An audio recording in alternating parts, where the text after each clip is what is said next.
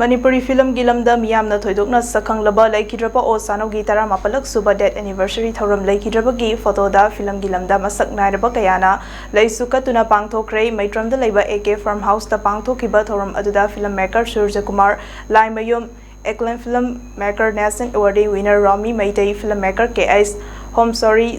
Cine director Gilke General Secretary Ojit Babu Ningthauzamna Thoram gi maru iba mithunglen sing oina sarukyaki Thoram aduga mari leinana Thongna haina mingtholba short film amasu release tauki sport film asida saktam langkiba singi mafamdasu achamba khudol tamduna pukning thawatki Thoram aduga mari leinana Surjakanta Laimayumna phongdorakpada Leikhidraba O.Sanou cinematography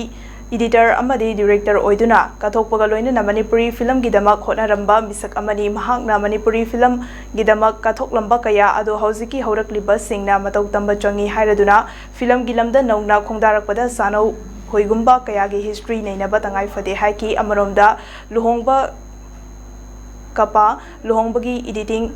Taubana film tauba yaroi film gi oiba tonganba grammar leiri masi tamba tangai fade quality leba film puthokpada technician gi oiba achoba thodang lei director na solasu cinematography amadi editor na ningthina film gi oiba grammar leirabadi quality leba film ama oiba ngami film gi lamda nauna khongdarakliba singnasu akhang ahai sing hangba tangumsi haiba wafam thamlakhe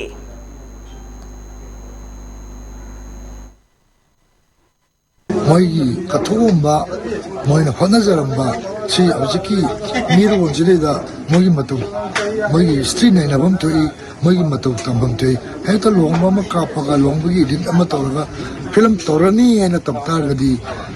film technician sigi makutaso film ju mang jangyan batum de sapai ju mai khutasu yam lay cinematographer faraba editor faraba director solaba adadi editor cameraman chappa pokibida quality film semangame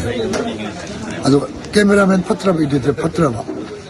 director do mai hawrusu ado technical ji thal pungam de ado marwoina technical link de yadi knowledge tan de yadi hawriba isai nausina ai haire bado ado operator ne